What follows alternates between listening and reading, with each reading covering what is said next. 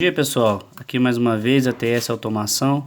Vou começar um trabalho aqui, pessoal, de um painel para um secador de grãos, e chamou a atenção aqui uma coisa que eu queria falar para vocês.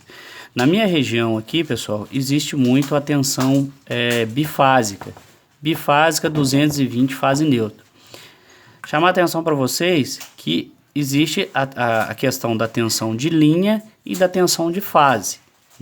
A tensão de linha é a tensão onde está alimentando o sistema de potência, Vamos lá, tensão de linha, por exemplo, você tem tensão de linha de 127 volts, ou seja, a tensão de linha fase e neutro 127 volts, a tensão de fase e neutro 127 volts.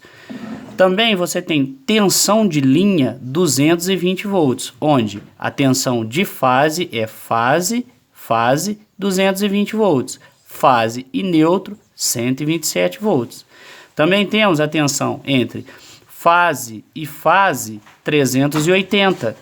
E nessa mesma tensão, quando você pega fase e neutro, dá 220. Então, nesse sistema, você não tem 127 volts. E você também tem a tensão fase e fase 440 volts, e nessa tensão, quando você pega fase e neutro, dá 254 volts.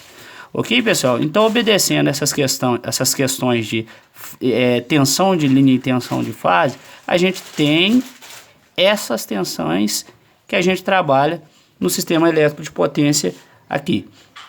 O que eu vou chamar a atenção para essa explicação para vocês? Esse painel que a gente vai trabalhar aqui, ele é tensão fase e fase 220 volts, Os motores são bifásicos, fase e fase 220 volts.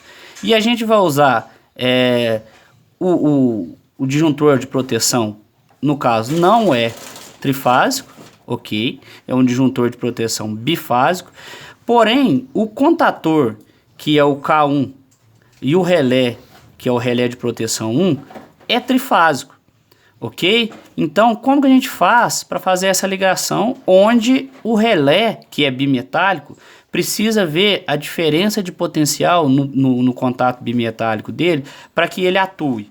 Como que a gente vai fazer?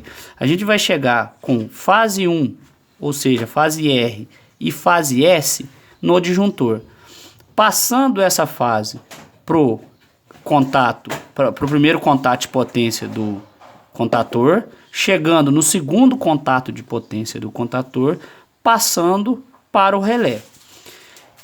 A fase R, ela passa e vai direto para o motor, ok? Agora, o que a gente vai fazer? A gente vai criar uma fase fictícia no relé de sobrecarga. Para quê?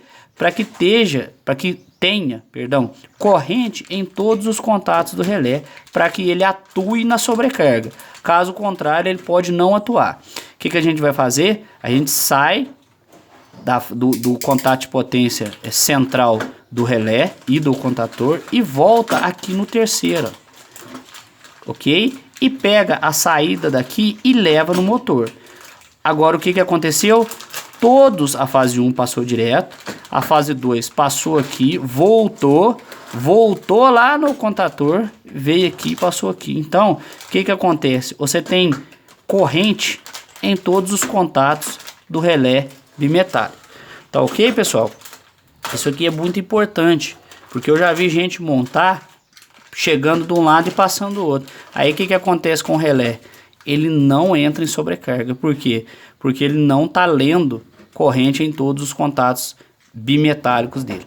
Tá ok, pessoal? Abraço e vamos começar aí. Vamos dar andamento aqui, a montagem, e eu vou mostrando para vocês. Abraço!